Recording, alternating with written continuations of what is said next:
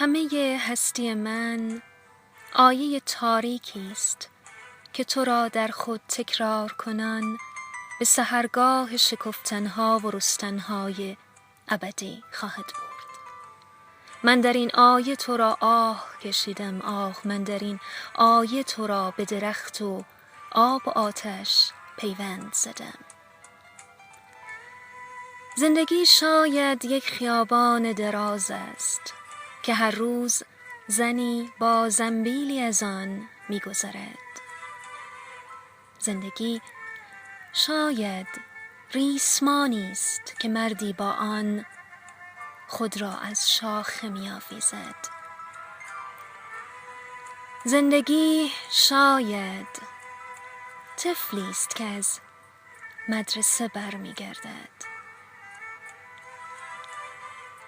زندگی شاید افروختن سیگاری باشد در فاصله رخوتناک دو هم آغوشی، یا عبور گیج رهگذری باشد که کلاه از سر بر می دارد و به یک رهگذر دیگر با لبخندی بی‌معنی می گوید صبح بخیر.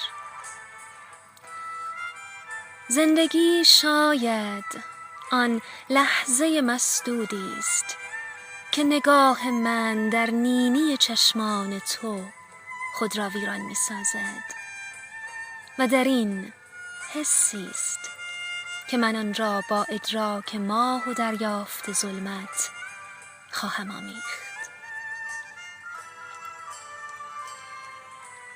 در اتاقی که به اندازه یک تنهایی است، دل من که به اندازه یک عشق است به بهانه‌های ساده خوشبختی خود می‌نگرد، به زوال زیبای گلها در گلدان، به نهالی که تو در باغچه خانه‌مان کاشته ای و به آواز قناری‌ها که به اندازه یک پنجره می‌خوانند. آه، سهم من این است، سهم من این است. سهم من آسمانی است که آویختن پرده آن را از من می‌گیرد.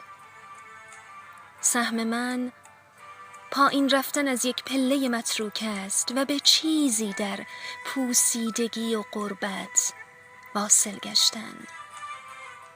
سهم من گردش حزن‌آلودی در باغ خاطره هاست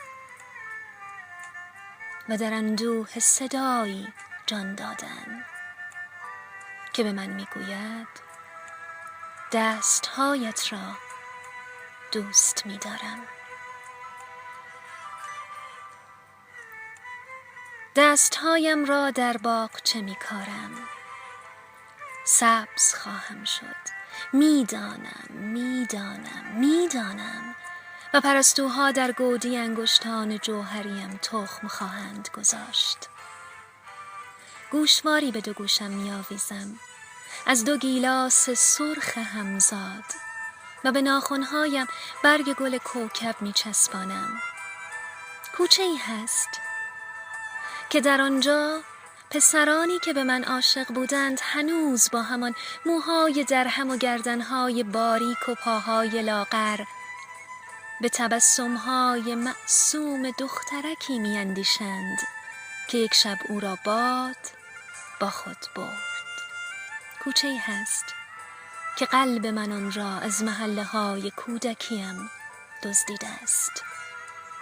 سفر حجمی در خط زمان و به حجمی خط خشک زمان را بستن کردن، حجمی از تصویری آگاه که ز مهمانی یک آینه برمیگردد. و بدین سان است که کسی میمیرد و کسی میماند. هیچ صیادی در جوی حقیری که به گودالی میریزد مرواریدی صید نخواهد کرد.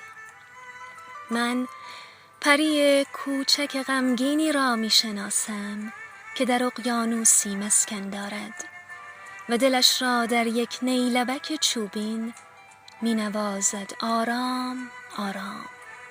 پری کوچک غمگینی که شب از یک بوسه میمیرد و سحرگاه از یک بوسه به دنیا خواهد آمد.